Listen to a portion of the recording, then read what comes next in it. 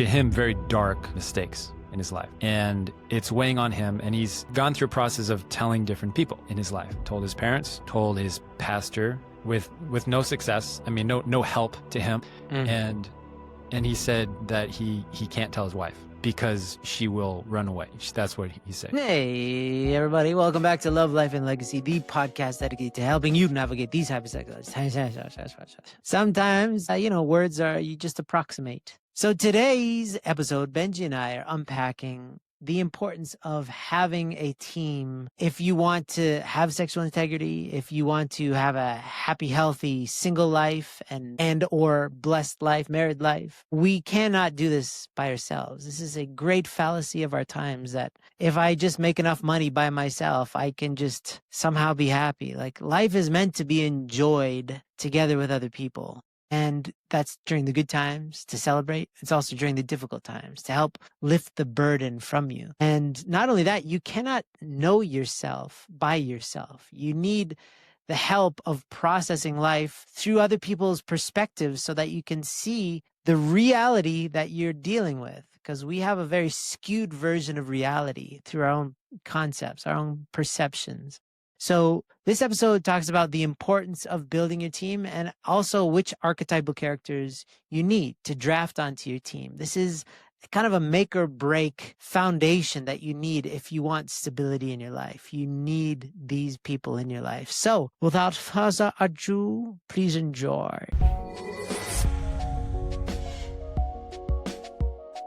Benjamin. Oi. And andronic. I'm andronic now. I'm just going to start taking over people's names that are like mine, just for confusion. We're down to Andrews and Davids in High Noon. We're just streamlining names. That's it. Variation out the window. It's just Andrew and David. That's it. Which That's one it. are you? Which camp are you in, Benji? Camp Benjy, bro. No. All the way. Can't. That's Camp in between Benjy. Andrew and David. So which one? I will have to say I am a David. Fight. David's a clean name. King David. Lots of good Davids that I know. Bro. A lot of pretty average Andrews that I know. Bro, there are no disciples. The first disciple is Andrew. There's no Simon, Peter. There's a package deal. I brought my bro. So whatever, man. First. Pioneer. That's why we're pioneers. No, honestly, Andrew is for all you Andrews out there, I sympathize with you because it's a boring name. There used to only be Christian names, like only just I was in a Jewish community center the other day. My kids are doing sports there, and all the kids, there's like a handful of names. It's Josiah Ezekiel, which is Zeke. She's like, "Hey, Zeke," and I was like, "Oh my God, nobody calls their kids Zeke." But it's Ezekiel. It's like Old Testament names, and then Christians came up with the Christians. Just everybody's David. Oh, I guess that's Old Testament. But then there's like Matthew, Peter, right? Benjamin. Just gonna throw that out there. Was he a disciple? I don't remember him. He's the He was in beloved the son. liner notes. He's a beloved son. King He's a Benji. beloved son. The youngest son. Right. But there are not so many Asian names in the Bible. No Quanils in the Bible. Maybe Do you in the know how many Revised people Edition. think Benji is a Japanese name? It's surprising to me. So just a Isn't short. that Japanese dog? No, it's a American movie, but yes. Oh, okay. So my name is Kosuke, my first name, my legal name. My middle name is Yongshin Benjamin. And so I was called Kosuke until I was about 4 years old. And everyone called me Kosuke. And then I went to whatever school you go to when you're 4, preschool, I guess. And my teacher could not pronounce Kosuke. Good and so Lord, she that's was lazy. So forever she was like, "You're Benji now." And then I went home, and I guess my parents were like, "Okay, sure. You're now Benji forever." And then I went through like this kind of weird period where I was like, I don't like the name Benji because it's not my name. Like my name is Benjamin. It's Kosuke Benjamin, right? And then Benji is like, people think it's a dog name. People think it's a Japanese name. And so, but in recent years, I've reclaimed my title as Benjamin because I think it's a good name. It's a good name. Yeah, Uncle Dave still talks about the rebranding phase of Benji's going through this early midlife crisis. it's just, No, it's I'm just Benjamin. You it's gotta my full make name. wrong It's things right. all right. You're gonna get Yeah. vengeance on that No, but preschool teacher. oh my gosh, I'm not going to be one of those guys that's like, no, you have to call me Benjamin now. That's my name. No, Mhm. for the record, totally cool. Everyone should call me Benji that knows me, but just for like my own identity, in my mind I've branded myself as Benjamin, So which that's the I'm rule: happy is about. we can overtly say Benji, but our hearts need to be saying Yes, Benjamin. you have to mean it. Yes, you have to mean it. Great. Well, yeah, I would say that we went from maybe 5 names repeated and everybody just had the same names to now there's a proliferation and people are named Apple, right? People are named all sorts of stuff because of celebrities and Yes. social media. So I wonder if there are any kids out there with Pokemon names. Let's find that out. Anybody out there? Let us know. Today we're going to talk about teams, building your teams, having a team. Aju. High noon, people don't know this. Secretly, deep down inside, we would like to cease to exist because we're not needed anymore. We want to make ourselves irrelevant because people stop watching porn. They stop being addicted and they stop escaping and they start having a wonderful life. Mm. Maybe we'll still exist, but we'll just be like a radiant focus, like a channel gook focus, helping you to have more good stuff. But ideally, we'd like for people to resolve their stuff. We're not here because we like people to suffer and we like to feel good about helping people get out of suffering, right? But all along, high noon has always just been a metaphor for what could exist or should exist in all of our lives, right? The things that you get are support from a group of people. When you join, let's talk specifically about Ascend, a group of people that Mm. are in a similar situation as you. And then you get a mentor, somebody to talk things out with. You have a facilitator who kind of orchestrates the groups. But honestly speaking, people should have this in their life already, but nobody does because we don't have the infrastructure that in place that we used to. Yeah. Wise elders, communities that really get into each other's lives. So, like, Benji, how many people that you've talked to like really have a strong team on their side helping them get through life? Well, anyone I talk to has me in their life, so everybody I talk to has a strong team in their life. Well, aside from you. Well, I think it's fewer and fewer, nowadays. Yeah. It's especially as people age. When you're under your parents' roof, for example, you have a built-in community, especially if you grow up in a faith, right? You go to church with your parents, you have your siblings, and then as people age, they leave the home, they go into the workforce, they get married, get blessed, and then most couples are in a situation where they only have each other and they're busy. And so there's like two people, there's like one person in your support system, which is your spouse. If you're married, right? Yeah. But if you're not, it's probably nobody. If you're just Your like living cat. alone, your cat, God bless your dog, but they're not going to be your accountability buddy. Although Feeling okay today? Sora is doing a pretty great job at freaking animal videos. If you've seen those, I'm like blown away. Yeah, those Like Yeah. dogs protecting babies from tigers.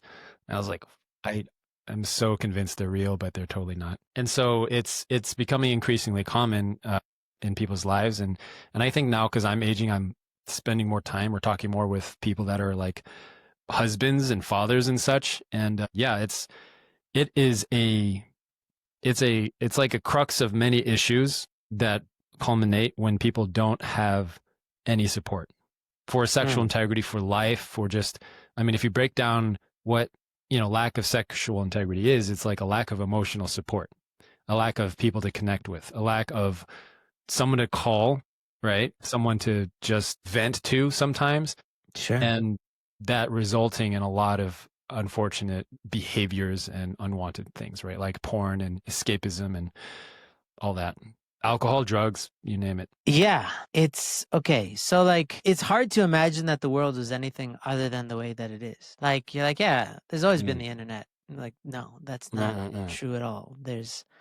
I have to remind my kids that I'm the age where we had a TV that my TVs when I was a kid were really fat, like in terms of like their depth. So you couldn't just put it on a wall like you can now.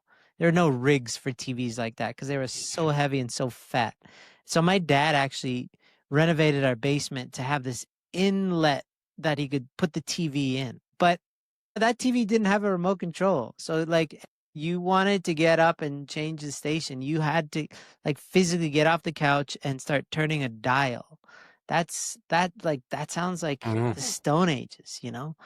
So it's hard to imagine like pre-smartphones, pre-internet, you know, all this stuff. But even before we were alive, people like I grew up in Toronto, which is very secular now, but it always was. But it was secular, but people still went to church, not because they believed in God, but because they admitted that they needed community. So like I grew up in the very early days, like going to church, and my parents didn't really believe in God so much, but it was just like it was a local church that we would all walk to on Sundays. All my friends would be there.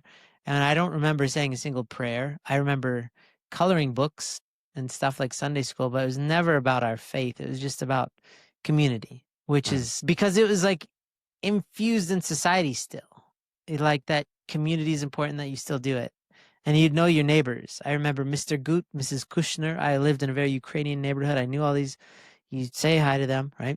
But before that, it was even more so. Like everybody, like just community was just like how you live and breathe and die, right? What? You would die if you didn't have a community. It was just like so necessary. You need some sugar, you knock on a neighbor's door, right? And now it's interesting is that a lot of the infrastructure that we used to have and rely on based on our neighbors, we now have apps, right? My drains are clogged. You don't knock on your neighbor's door. There's an app for that. I forget what it's called, but there's an app where you can hire people to do handiwork around your house. You need some soup because you're feeling sick, you get DoorDash or Uber Eats or something like that, right? You don't call like some grandma next door. I don't know about you in your neighborhood, but a lot of times when you like are walking to the car, the game is how do I like avoid saying hi to anybody or looking at anybody, any of my neighbors, because they're all weirdos and we don't talk to each other. Instead of be like, hey, Bill, hey, John, you know, like this whole thing where you like know their name and it's like a clear, like, hey, like I'm looking at you, I'm talking to you. And now it's just like, oh, hi, and just scurry off like a little cockroach into your car. So like there's so much lost in the way that we've structured our life to have everything being transactional and not relying on other people. So this is one big topic is reliance, dependence. Like now we all try to be independent and we all, the goal, right, Benji, is to become a millionaire or billionaire so that you can have a staff of impersonal employees that cook for you, clean for you and all this stuff that you'd be getting for free if you lived in a community, right? Like you have a mechanic in your community. Why? Because it's like, it's a law of like numbers. It's like eventually, if you know enough people, one of them is going to be a mechanic or good at fixing cars. Like that's community. And so there's external stuff, but there's also internal stuff. Like, man, I really need a mother figure. I'll go to my neighbor's house. Now it's like, oh, man, I'm very lonely. Let's scroll my phone. So different, right? Yeah. But it's like piece by piece, these really important aspects of our life have been replaced either through transaction that we pay for, aka apps that we pay for, or through some virtual form that we don't even know. Like now, when we talk to young guys, they don't even know why they're watching porn, or young ladies too. It's not clear, not in the beginning, but it's because they're lacking these foundational archetypal relationships. And when you start infusing, like, okay, I'm going to start building my team. I need a mother figure, a father figure. I need a brother figure, sister figure. I need a wise elder, Yoda figure. You know, like you start filling your life with this, all of a sudden things start feeling better. Just like I just feel better about being me all of a sudden, right? Because you have these relationships, these dynamics where sometimes people are there to listen. Sometimes they're there to scold you. Sometimes we need a sharp talking to. Right? Sometimes we just need a hug and a full embrace. Yeah. Yeah. That's very true. Like you were talking, Benji, about your papa. You just like, I don't know if you're still doing it, but you identified a clear need. Like I need to go and just talk to my dad. You still doing it? Yeah, sometimes. There's occasional times where I just, and I've talked about this before, but I just get into a state where it starts with a thought, of like I'm failing at something, or like I'm this area of my life is not going well, and therefore I'm failing, and therefore, I'm lesser than or whatever, and then I just kind of spiral into like I hate everything. I don't want to sound grim, Uh-huh. but I can see why people become very depressed. Let's say that. Okay. I understand it. I would call it like a moment of depression, but I can see why people become chronically depressed because Sure. it starts with that tiny feeling that doesn't go away no matter what you do because you're not doing the right thing, And so if I ever get in that state, which is occasional, every few months or something, and it's, maybe like a few hours, it's not like a whole day or something. My default is to talk to my wife, Hitue, but when she hears me complaining about how difficult my life is, she doesn't know how to be what I want her to be. And I want someone just to say, like, listen and be like, yeah, I get it. I get it. I Sure. get it. And that's it. Like, yeah, I know. Yeah. But she's like, you need to get your act together. Can you stop this? That's the kind of person she becomes, Yeah. which is not the energy that, someone that is having a depressed moment needs. Is someone to say, get your act together, right? And so that's Or when maybe like as a part of a plan. Again, this is the team yeah, concept, is like you actually could use that energy, because sometimes that's like a slap to the face or like a cold bucket of water to our soul, but maybe not out of the gates, right? Maybe you first need a little bit of sympathy and understanding and then segue into like, get yeah, yourself together, Benji, yeah, right? yeah. Like if I'm going a day or a little too long, yeah, I'm sure, but not out the gate. So Yeah. that's when it's like my dad will just like, yeah, he's good at the, there's someone just be like, yeah, I know, I've been there, I 100% get that, Yeah. and that's really what I need in that moment at least. And then my wife can kick my butt later, which she usually does, which is why You I'm come here. home and she's just full samurai. She's like, all right, Yeah, she's like, let me tell you about my day, this kind of thing. Yeah, so it's good balance. We're balancing each other, and the whole family balances and ourselves. And honestly, I know you shouldn't do this, but I talk to my son quite a bit about stuff. Sometimes pretty heavy stuff, that I'm going through because he asks me because we do like a highlight and low light every day, and sometimes he'll ask me what was my highlight and my low light. Actually, last night he did, and I'll straight up tell him because he asked me, And so I we have got a this son and he's really making me angry, and you wouldn't understand. That is not far from the truth, Andrew. But I usually frame it as like, something you said, it made me feel this way. And I'll always take responsibility for it, if I had, like a bad moment. But yeah, I talk to my son about stuff, and I'm not afraid to do that because I'm not afraid of him seeing me, imperfect and flawed, and that I'm working on myself. So Yeah. again, as a part of a strategy, that's really helpful, right? Because it's also you're formulating it so that a kid can digest it, right? Because I know I have family members that they use their kids in a way that actually should have been like the way that they talk to their spouse or a therapist or whatever, and that messed the kid up, right? And so when you have a combination, this teams are so important because your wife can't be everything for you. I heard a bunch of therapists talking about this. There's a weird notion in our modern day society, especially in the West, that your spouse is supposed to be your everything. And so you dump everything onto them, and then it's too much. They can't be everything, especially not all at once. Some people are more versatile than others, and others are more like kind of one-dimensional. Even the most versatile people can't be everything. Like your wife can't be your bro. I know I have 3 boys. I know that men have this energy. It's called testosterone, but manifested, it's the desire to want to climb things, break things, shout, fart, just do weird stuff, shake things. And if you don't have an outlet for that, like it's obviously women have testosterone. Obviously women can be weird and spazzes, but like that's the majority of our energy. Like men are made up mostly of testosterone. Yeah. So we need other men to like just randomly wrestle, or like men joke in a way that you don't joke when women are around because it's inappropriate or just like doesn't make sense, right? So that outlet of like, okay, if you're a guy having other guys, I just talked to somebody an hour ago, and he every Wednesday goes to like a man's night. And I was like, oh, is it? I thought it was like, like throwing axes at each other, something. And I was like, no, it's Bible study. I was like, oh, my concept was way off.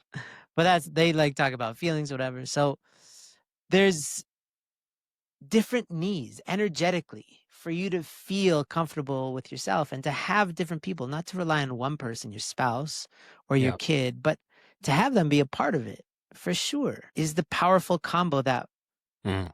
I'd like to get into specifics, you and I, like later in this episode, to talk about like the key archetypes that would be helpful to have in your life, because there are definitely some top tier ones that would be necessary to have in place if you really want to have sexual integrity and a stable life, right? But so you have Hitue who slaps you and says, "Wake up, Benji." You have your dad who's like, "Yeah, I feel you." What energy do you get from your son by sharing with him? Kind of like everything is fine. Like, don't worry about it. Because Wow. that's Is his. your son like an old soul? He's an It's old like old soul Japanese energy. samurai. Well, he just doesn't put much meaning to things. Like he's not concerned. So he'll just listen and be like, "That's it." And so it kind of makes me feel like, oh, like this. Maybe I'm putting a little too much pressure on myself to, and it actually doesn't matter as much as I think it does. There's a book called The Taoism of Pooh, and it's Winnie the Pooh, and talking about how each one of those characters represent like an archetype. And it sounds like your son is like Winnie the Pooh, which is just kind of like a childlike, like, oh, it's okay. It's gonna be okay. Like everything's all right. And like that's a beautiful Yeah. energy to be around. And Yeah, I but like that. he's not even like it's gonna be okay. He's just like is like not like speaking to water. It's just like nothing. Right? That's Taoism. And it's But hard. he remembers everything that I say.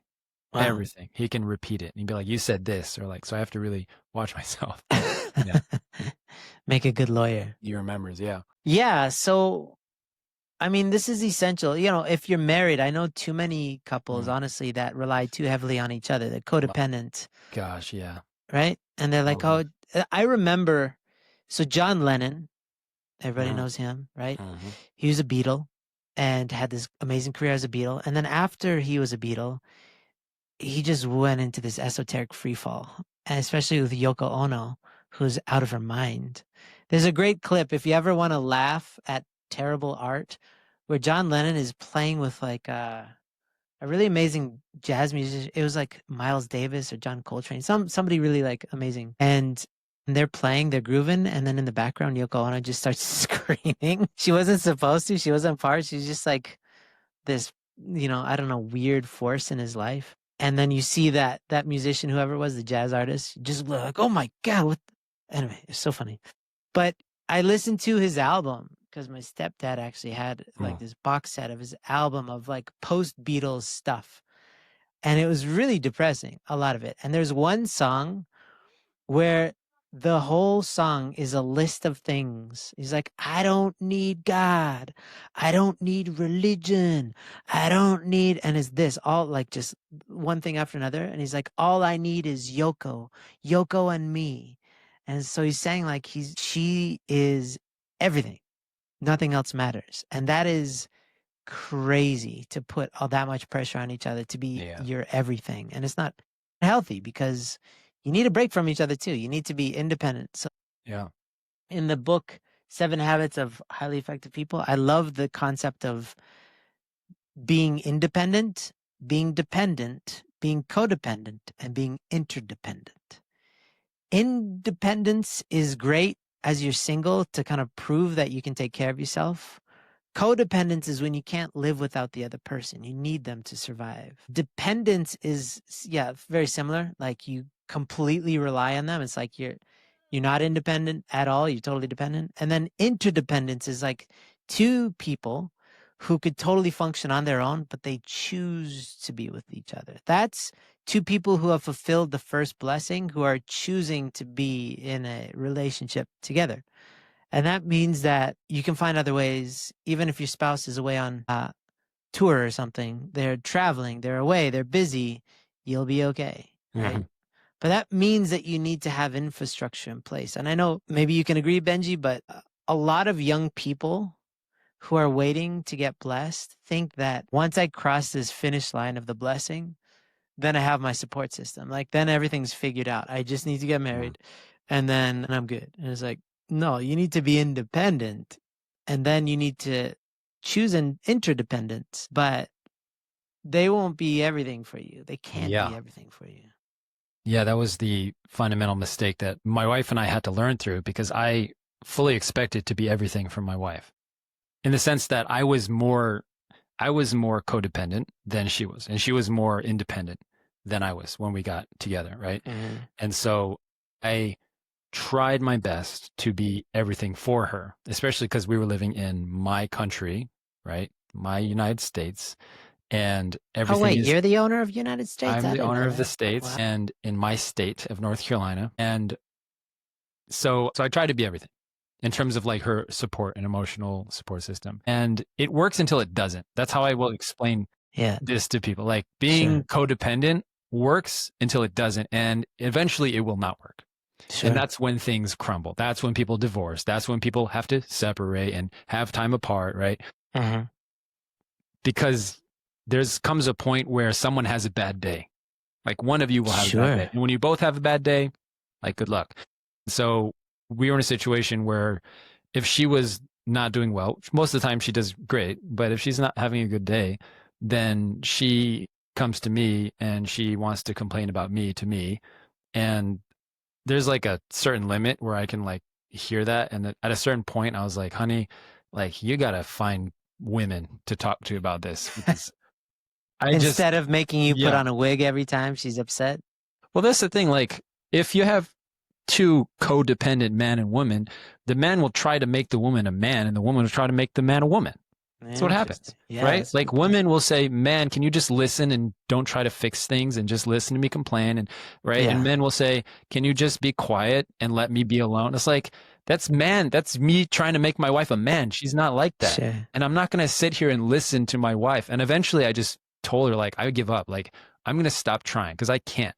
Because when she's, you know, I'm not picking on my wife, but if anybody's having a bad day, they just want to vent, right? Sure. And I'm the one that usually she wants to vent about because I'm the easiest target, and I'm the guy. You know what I'm saying? And so she starts complaining about me to me, and I'm just sitting there like, yeah, I know. And then eventually I'm like, honey, like you're wrong. All these things you said are wrong. Go talk to your. And so I started saying that. Go talk to your mom. Call your sister, call your friend. And she started doing that. And so the victory in the story is that she started doing that and she started creating this support system that changed a lot in our relationship because now she has an outlet to be a woman with women and permission to be a woman. And I have an outlet to be a man with men. And then we come together and it's like we stop trying to fix each other and stop expecting each other to change and grow. And now we're just like, cool, like you can be you and I be me. And that's the interdependence that we're talking about, that we can function independently. We can function by ourselves, but we choose to come together at the end of the day and just be cool with how we are. Yeah. I mean, what you bring up is you can't be a part of the solution if you're part of the problem, right? In terms of like, you can't be the cause of somebody's pain and their therapist. Because the more that you like that, that was a big mistake.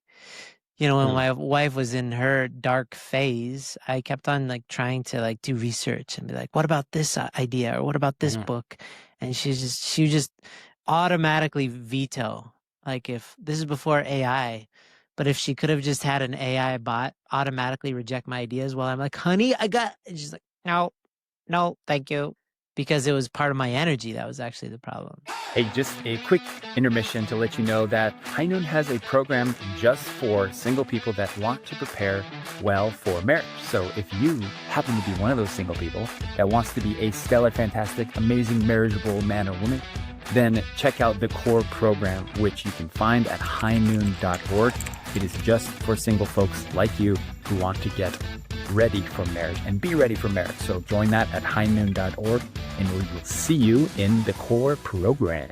So, yeah, if you're single, please understand that the more vibrant your community as you're single, that is a huge kind of value add to your relationship when you do meet somebody. Because, okay, when you are getting kind of in the courting phase, matching or whatever, you cannot see beyond your emotions. So your emotions just become reality. Like, I love her, therefore, or I feel loving feelings for her, therefore, conclusion. You're drunk off of emotions, and you need accountability outside of those emotions, right?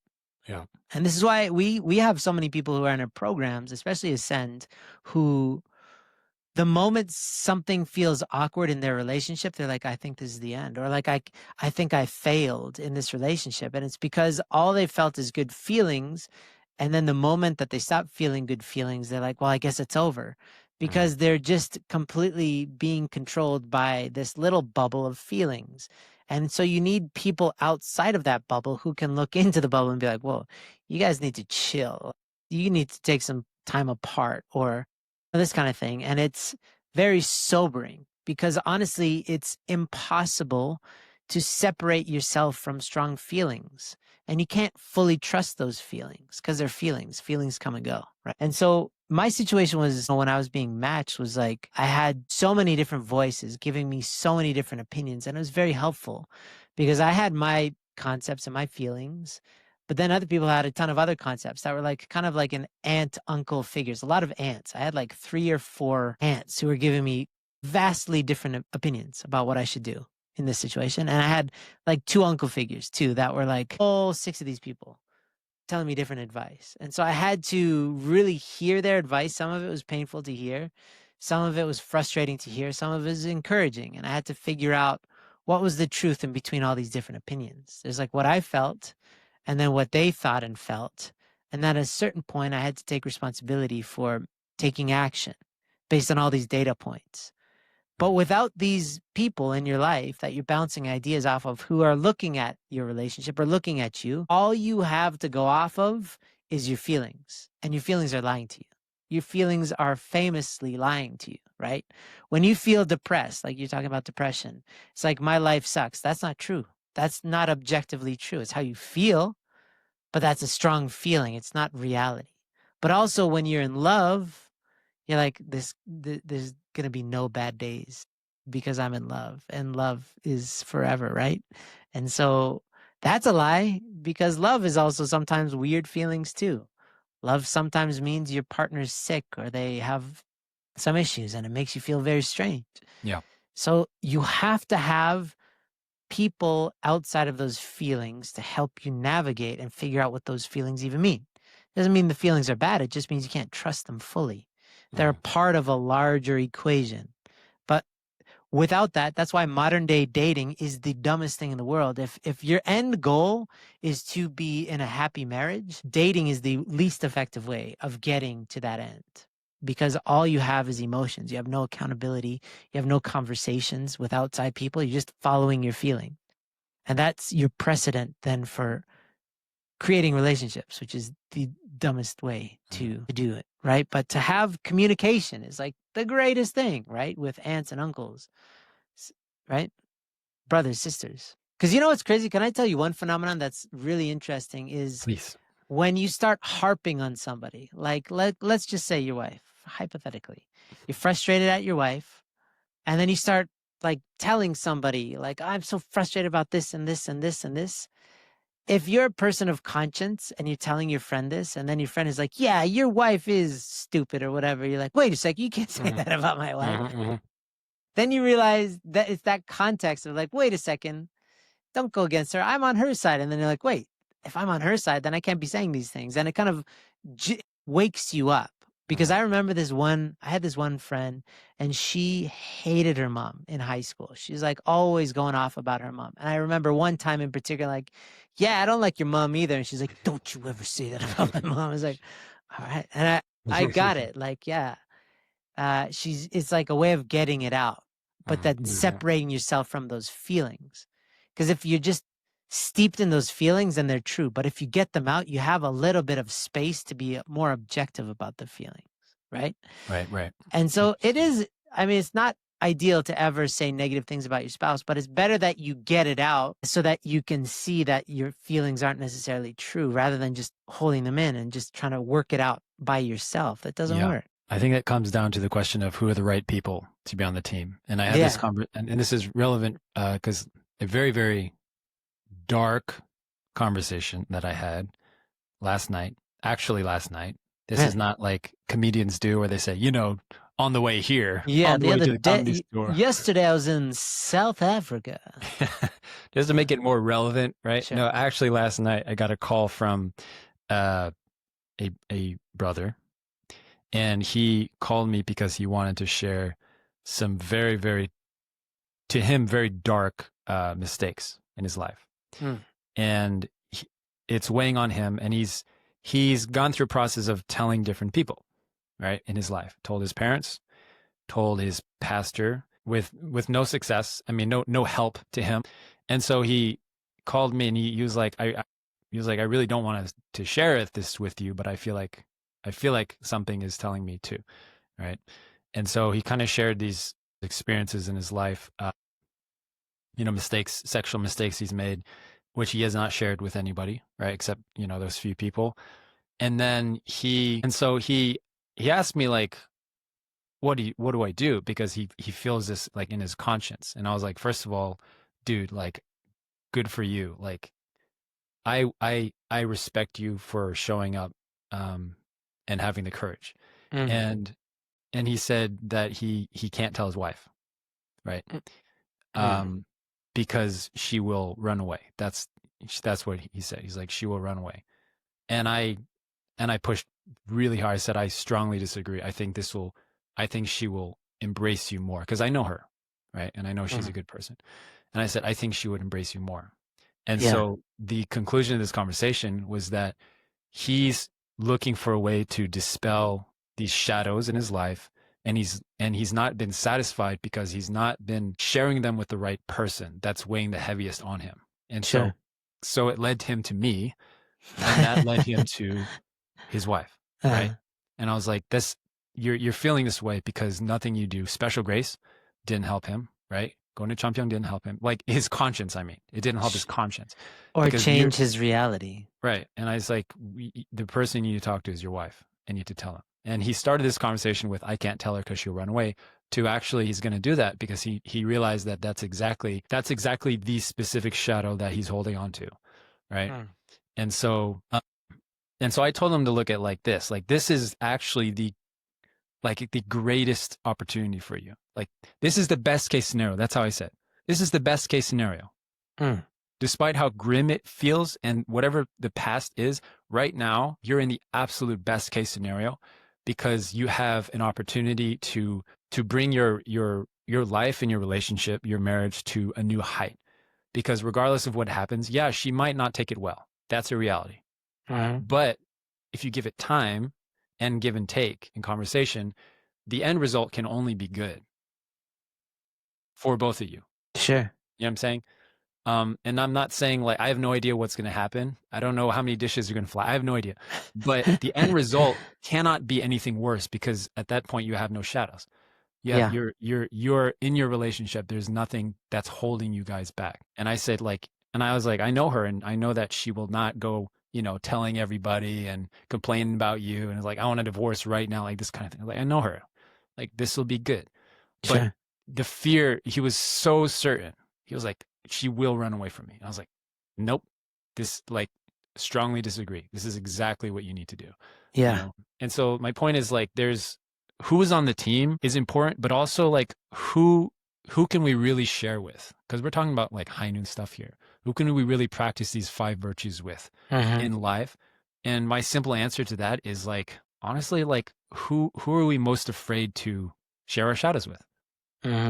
Because that means we're giving, I think, not in the sense like, oh, I'm afraid to put it on Instagram, therefore that's where I should do it. No. Sure. I mean, like, where is our conscience putting the most weight? And I told him, if you share with her and you still feel this, like, guilt and shame and heaviness, it means that there's still a shadow there, right? Like, it's not released yet, because we're the ones that make the shadows. Ultimately, we're the ones that put the weight on it.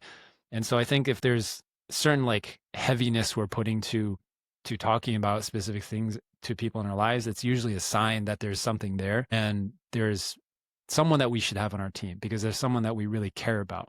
You know, like I use the example sometimes, you know, when people slip up with like porn or masturbation and they tell me and I ask them if they told their parents, right? Especially if they have a good parents, and they're like, no. And I realize that it's a lot harder for people to share with their parents than it is with me, you know?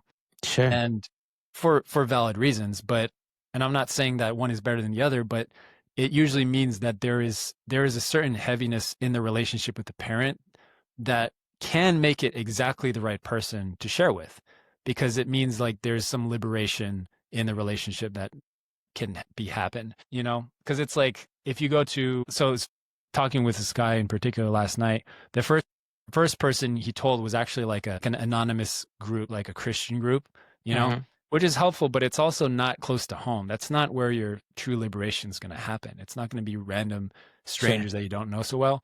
And so he was kind of like coming closer and closer to the truth. And God bless him. Like I told him, you know, when like you are exactly like a man that God needs, and that I would be happy to like match my own daughters with. Like he was, because he feels just like I'm just like unworthy as a man. I was like, dude, I would much rather my daughters be matched with someone that has struggled and has been honest than somebody that is perfect or pretends to be perfect.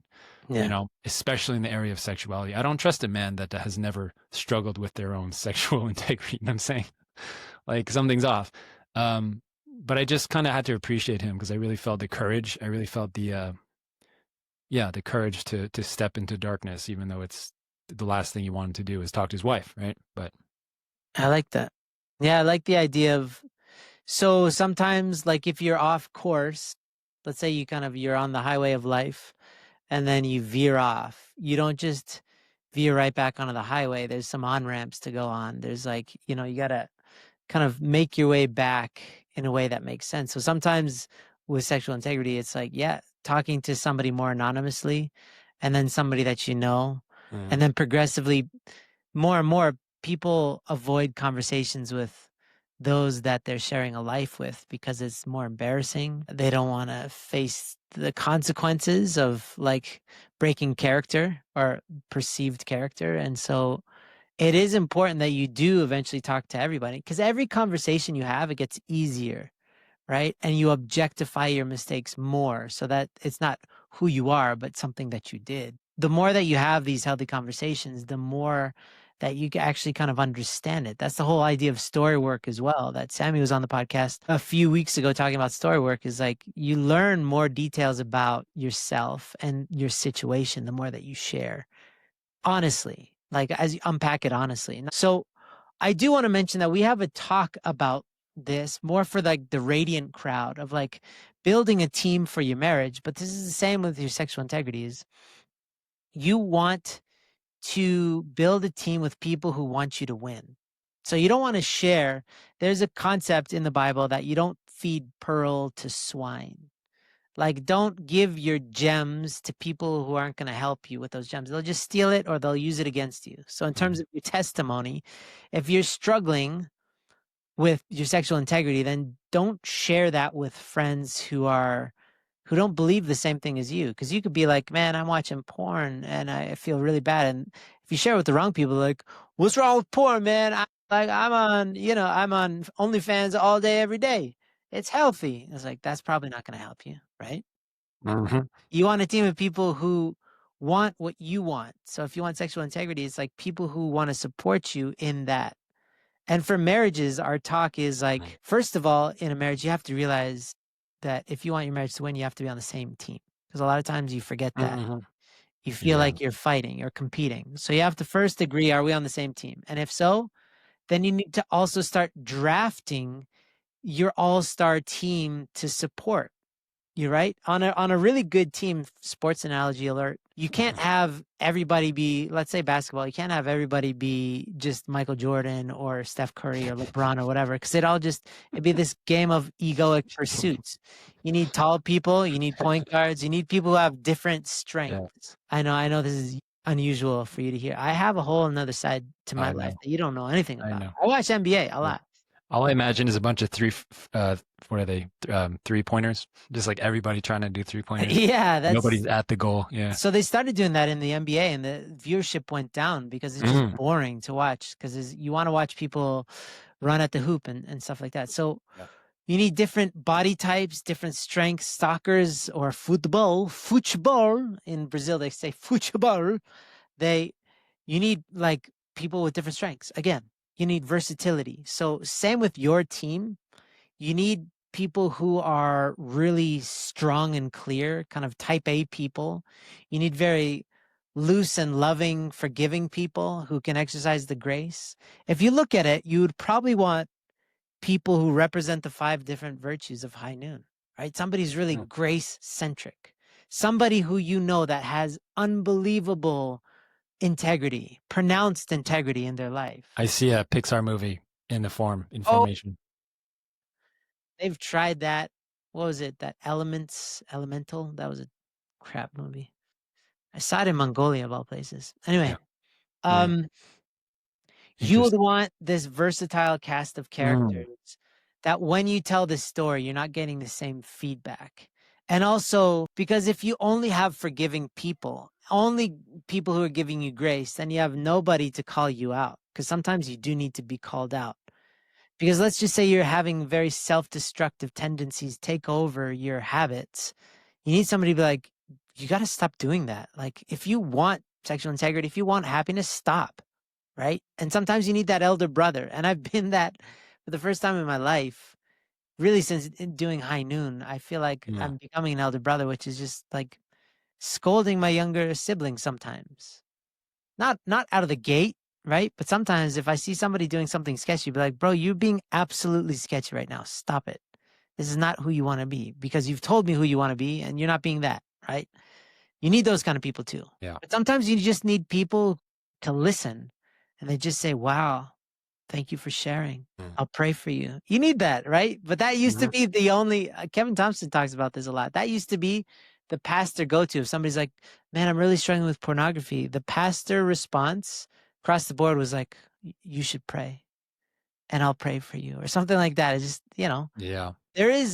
that is a nice part of an equation, but you also need somebody who will give you advice, somebody who will just give you unconditional love. You need like the gamut, right? Yeah, someone to hold your hand through it, like somebody to tell you exactly like where to step and where to avoid and like someone like that.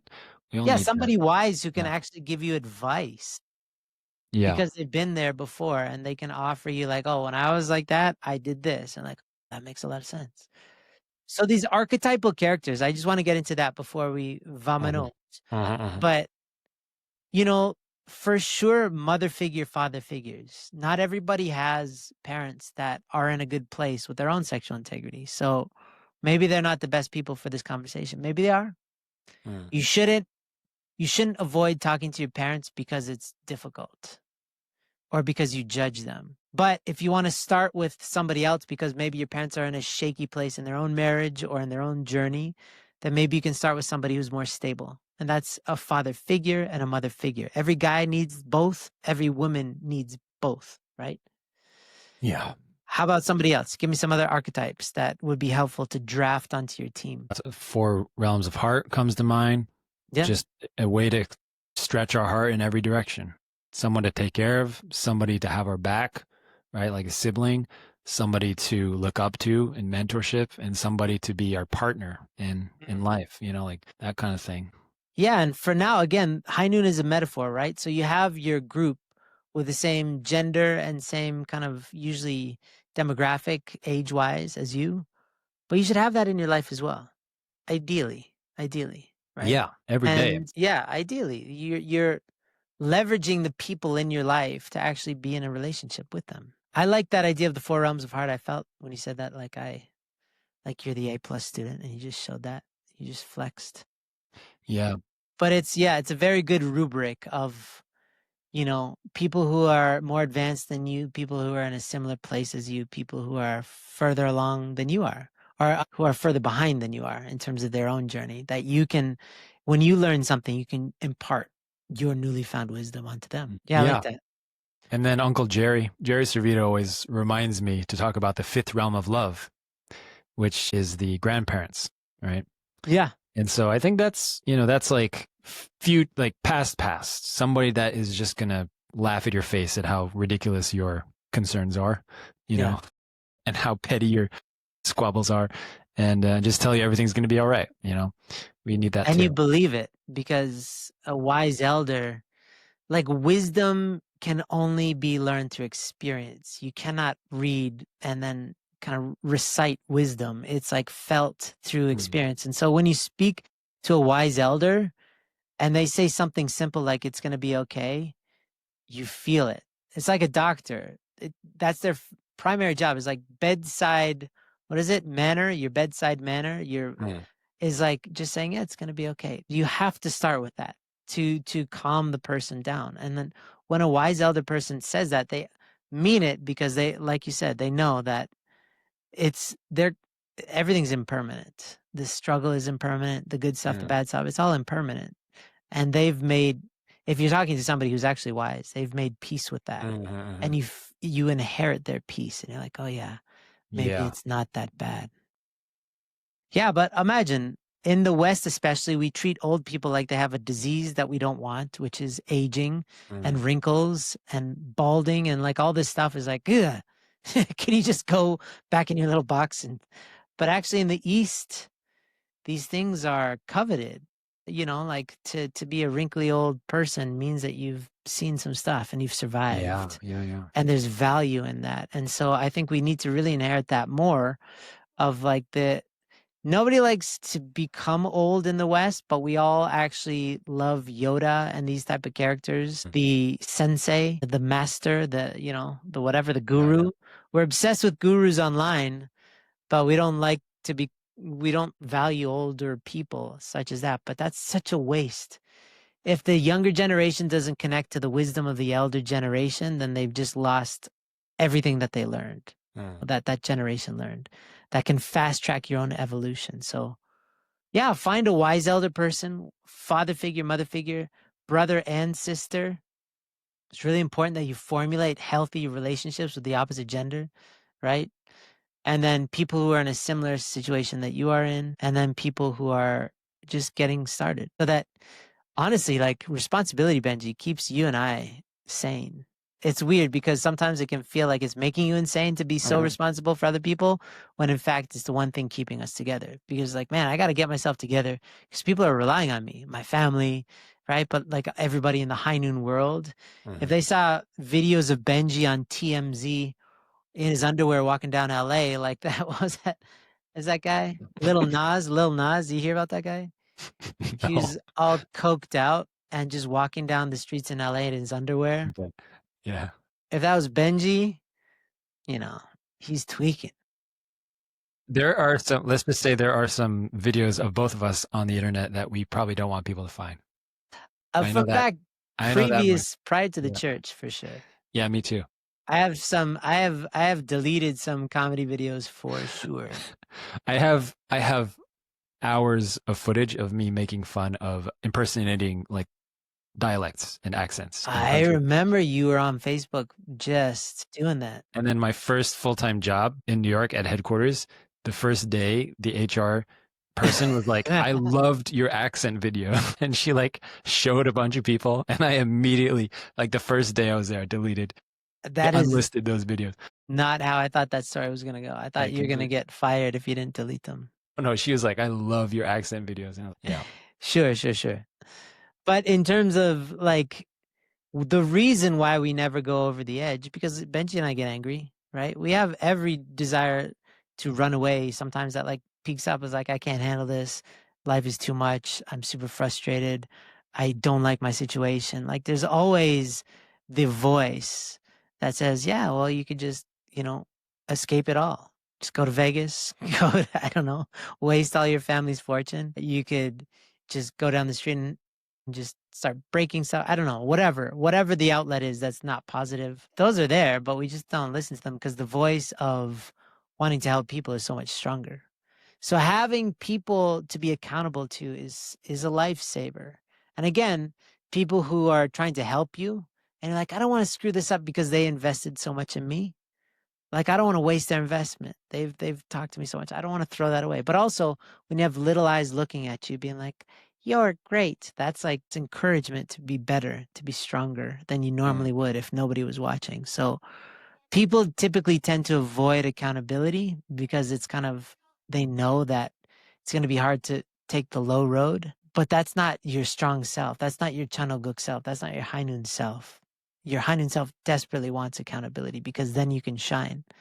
So I think it's clear. Get a team, and Hainun will always be here for you, right? But we also want you to form natural relationships with people who are already in your life, right? People who you see on Sundays or see at work, or people who live in your house. Leverage those relationships so that you can be fulfilled through connection. Have amazing conversations. Any last words, Mosh? Yep. Even if it's your 10-year-old son, put Sure, them yeah. in your team. That's Absolutely. like totally against every parenting advice on the planet. I know that. But like Andrew said, I think you put it well. It's about balance. It's about balance, intentionality, right? And so I feel okay in my conscience to share with him. I think it's healthy if you're not expecting them to help you. Like, that's the thing, is it's morbid when you're expecting them to, like, if you overshare and then you have expectations that they're going to help you in a way that like a wise elder should, that's just mean. That's torture. Right? They can't be wise. They're kids. That's triangulation, right, is what it's called. So anyway, I hope you guys find that if you need help, we can help you even jam on ideas on people that you might have. But I would suggest that you probably have more of these relationships at your disposal than you realize. I think a lot of people judge the people in their life rather than try to relate with them and bring them onto their teams. Yeah. Create the relationship you want with them instead of saying like, oh, my dad is this way, my mom is this way, I can't. Like, make it the relationship such that it is the one that you want and they are part of your team. I think that's a great challenge. That's about going deeper with people, right? Yeah. And having wider, I mean, people definitely do say that very frequently in our mentoring calls. They're like, I don't have anyone. It's like, there's 8 billion people. Come on. And the internet. A lot of people, yeah. That's not an acceptable answer. I don't have anyone. Yeah. Everybody, at the count of 3, Benji, let's say it. 1, 2, 3. I you love can do you. it. Nailed it. We didn't orchestrate that. I wanted to see what you'd say. All right, everybody, have a great day. Yes. God bless your faces. Hey there, it is Benji here. I want to ask for your attention for just a second. We are asking y'all who have been benefiting from the podcast for just one small favor. We don't ask for much. In fact, we actually try very hard not to ask much. But if you have benefited from this content in the podcast, then I want to encourage y'all to consider becoming a donor for Hainun. Yes, we are still a nonprofit and we rely on your donations to function. And if you would like to just donate $10 a month, if you are looking for a way to contribute your cash to something really meaningful, then I hope that Hainun can be that thing for you. So you can go to hainun.org/donate. You can click in a link somewhere down below this episode and become a donor for just $10 a month or $20 or $100 or $1,000, whatever it is, guys. It is truly helpful. All right. So go check that out if you have benefited from this podcast in any way over the years. Lots of love.